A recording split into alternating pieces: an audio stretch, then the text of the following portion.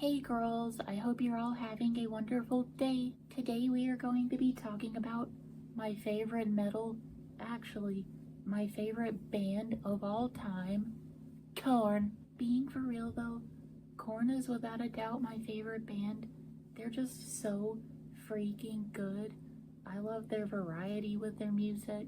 I love their general anti-bullying attitude. I love the riffs. I love just literally everything about the band is just totally perfect, and if you disagree, you're wrong. I've been aware of Korn's existence for the better part of 2 decades, but I didn't become a super fan of them until 2017.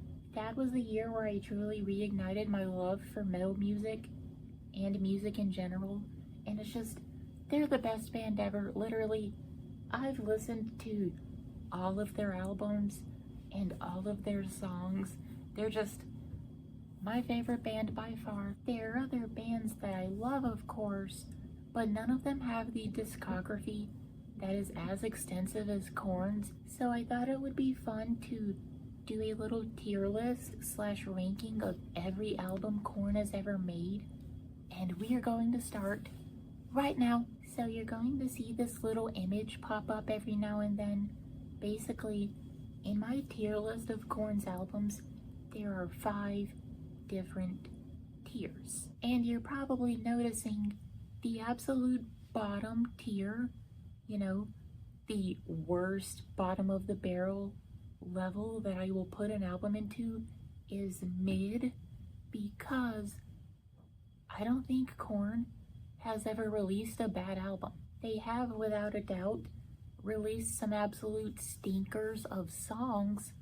They've had some bad tracks, but I don't think any of Korn's albums are even close to bad, and that's pretty cool. By the way, I do want to make it completely clear that I won't be discussing any demos or just side stuff. This video is strictly dedicated to Korn's 14 studio albums, and the reason I'm only covering those is because it makes this video easier to record. I'll admit it. What are you gonna do about it? But anyway, let's get on to the rankings. Coming in at number 14 is See You on the Other Side. Yeah, I consider this to be Korn's worst album, but if you're a music band and your worst album is something of this quality, you have had an outstanding career, because See You on the Other Side is not a bad album. It's just so freaking long, and it's just, I'm not a big fan of the album's direction. I don't really like how most of the songs sound. There are 14 tracks on this album, and a lot of them are long and just not fun to listen to. The absolute worst song by far is For No One. That song is just a total stinker. I have literally never been a fan of For No One at any point in my life.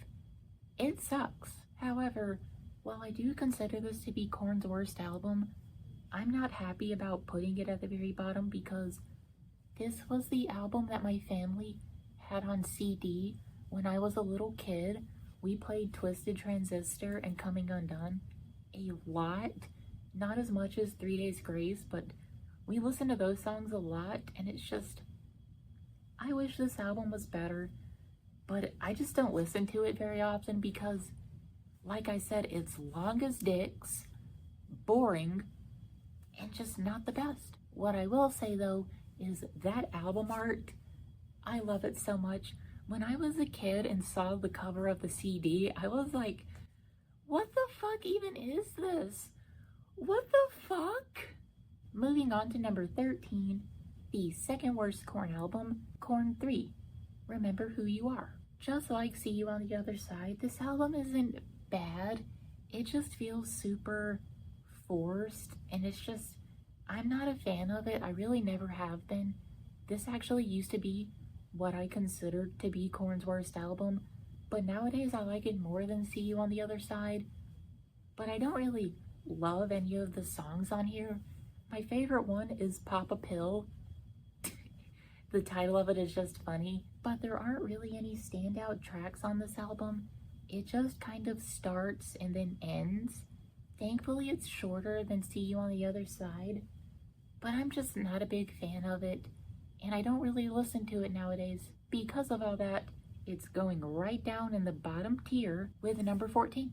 Starting with number 12, we are going to move up to the good tier. Number 12 is The Path of Totality, and oh my god, I love this album. Okay, maybe love is a little too strong. I do think The Path of Totality would have been better received if it was a 6 to 7 song EP instead of a full album, because it kind of does overstay its welcome, even though it's only 11 tracks. But I am a huge fan of metal and rock that incorporate elements of electronic music.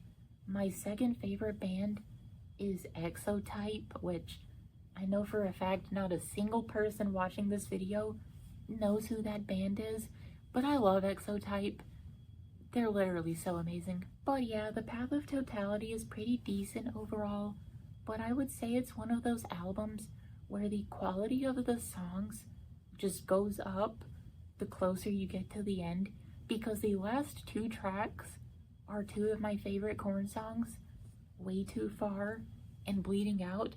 I love both of those, and I listen to them independently of the album because they're so freaking good. So yeah, The Path of Totality is definitely not at the top end of Korn's discography, but it's still a good album, so it's gonna go in the good tier. It's actually the only album on this list that is going in the good tier. Coming in at number 11 is The Paradigm Shift. Not only is this a really great album overall, the title of it is also super meaningful because it was when the paradigm shifted and Korn started making great albums again. I don't really have too much to say about it other than that it's enjoyable from start to finish, and my favorite song by far is Lullaby for a Sadist. That song's just so good. I also like Never Never and what's the song? Mass Hysteria. Those are also good songs. This isn't an album that I listen to a lot, but I do sometimes, and it's really good overall, so it's going in the great tier, albeit the bottom of the great tier. Coming in at number 10, we have the Serenity of Suffering, which is the album that followed the Paradigm Shift. This is another really good album. It's just starting with The Path of Totality.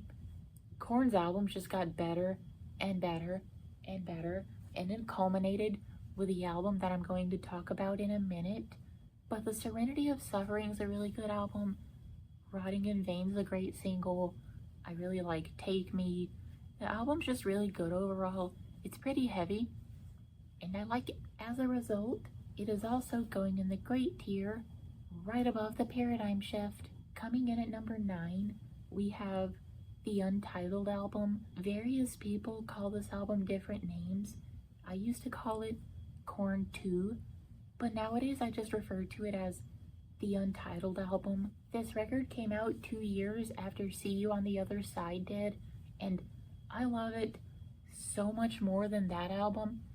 Just like that album, it's a little long, but I love how it sounds so much. There's a lot of really weird and enjoyable songs on this album, like Starting Over, the intro, Evolution, Kiss, Killing, Hushabye, Innocent Bystander. I just named like half of the tracks because this album is seriously fucking great, and I feel like it's just a little underrated. So if you like Korn, go listen to this album. Coming in at number 8, this is the last album that's going in the great tier. Now I'm gonna be totally honest, I've only listened to Requiem a handful of times, and it's been out for 3 years, so that's kind of my fault. But I do think that this album is really good overall. It followed the masterpiece that is known as The Nothing, so it was never going to top that, but it's still really good overall. It only has 9 songs, and from my memory, it's Korn's shortest album to date. And honestly, it's kind of like the Browning, the band, It's kind of like their newest album. The short length helps it more than it hinders. Requiem is just a really great album overall, and it basically serves as the gatekeeper for Korn's other albums. Like, if you want to be amazing, you have to be better than Requiem. Coming in at number 7, we have Follow the Leader, and I know some people are going to be pissed off at me because Follow the Leader is too low in the rankings, but it's going in the amazing tier because it's a fucking phenomenal album. I just don't like most of the rap features on it. I don't like Children of the Corn. I hate Ice Cube. And I don't like All in the Family. I love Fred Durst, but I don't like that song. It's just, basically, my boyfriend and I listen to that album pretty often, but those two songs are auto skips for me. We actually took them off of the digital version of the album we have, and just basically the reason why Follow the Leader is so low on the list, relatively speaking, is because it's amazing overall. I love every single song except for these two total stinkers. And when you have an album that has two songs that are just auto vetoes, like you skip those every single time without hesitation, that drags it down. Regardless of all that though, I still absolutely adore this record. I love It's On, Freak on a Leash, Pretty, BBK, Dead Bodies Everywhere, Got the Life, Justin, Reclaim My Place. I forgot the name of the song, but then I had to just think, what's the song where Jonathan goes, what the fuck? But yeah, Follow the Leader, amazing album, but I can't place it any higher. Coming in at number 6, we have the aforementioned The Nothing, and let me tell you girls, just, I love this album. It's no secret, somehow, someway, in 2019, Korn released one of the best albums of their entire career. The Nothing is just a beautiful album from start to finish. My favorite songs on it are Cold, You'll Never Find Me, and Idiosyncrasy.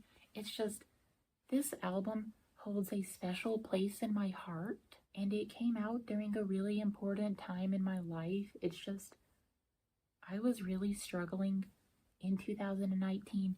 On the surface, I seemed super fine. I had a job, I had a nice roof over my head, everything was fine, but I was struggling on the inside due to my gender, and that album helped me so much. It's literally, it's beautiful. I know I said that already, but The Nothing is amazing, and that's why it's higher than Follow the Leader.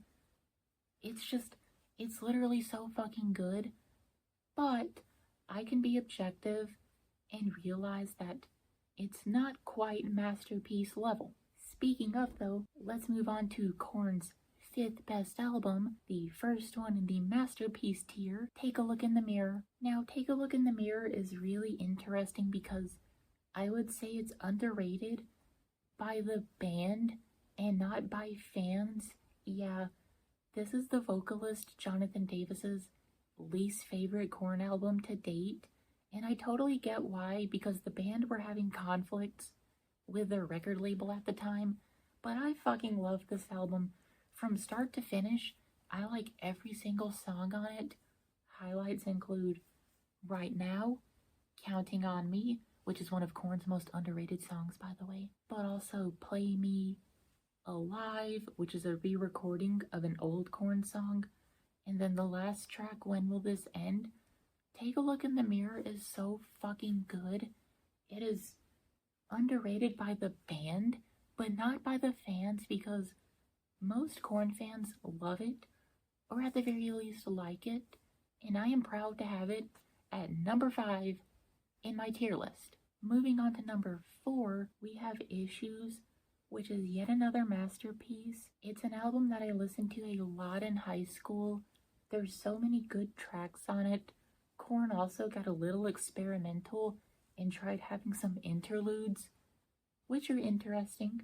The highlights of this album for me are Falling Away From Me, Beg For Me, Hey Daddy, dirty. Just, how about this? How about from here on out, every single song is a highlight? Actually, no, that's not true, because we're going to talk about that at number 2. But before then, we have to talk about number 3, Untouchables. Yet another album that I listened to a lot in high school. Untouchables is a masterpiece. Literally, I like every single song on this album, except for Beat It Up Right. That song stinks. It's not as bad as All in the Family or Children of the Corn, but it's still not good, so I skip it most of the time. Besides that one bad song though, every other track on this album is fabulous. Literally so dang good. That's why it comes in at number 3. Coming in at number 2 is Life is Peachy. Now this right here is not only one of my favorite Korn albums, it's one of my favorite albums of all time by any band. It's funny, heavy, and just flat out insane. Literally, this album is so chaotic and it's so good. I love it so fucking much. My favorite songs on it are Kill You, Good God, Mr. Rogers, Swallow, Twist, and that's pretty much it. Also Adidas, All Day I Dream About Sex. The only song that I'm not a fan of on this album is Wicked, mainly because I don't like cover songs, I don't like Ice Cube, and I don't like the singer of Deftones, so that song actually has 3 things going against it. It's just not that good, but the rest of the album is, so I'll let it slide. Life is Peachy is fucking amazing. Masterpiece. And coming in at number 1, I sadly have to rush this and be extremely brief because my phone is running out of storage space. But coming in at number 1 is Korn's very first album, the Selftitled album. And let's be honest, was there ever any doubt that this was not going to be number 1? Everybody knows how good Korn's first album is.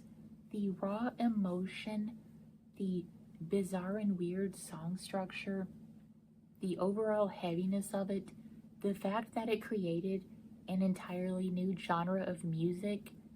It's a fucking masterpiece from beginning to end, and I love it literally so much. My favorite songs on it are Blind, Divine, Need To, Chutes and Ladders, Helmet in the Bush, Lies. Literally, the album is so good from start to finish. If you are even interested in music in general, you have to listen to it, because not only is it a big work of art, it's a hugely influential work of art, and it's awesome. Funnily enough, I don't even listen to it much nowadays, mainly because I played it to death when I was in high school, but also because I want to give all of their songs a shot. Korn is my favorite band ever. If you watched all the way to the end, thank you so much. I'm very sorry I had to cut it short in the end, but stupid phone, stupid storage space.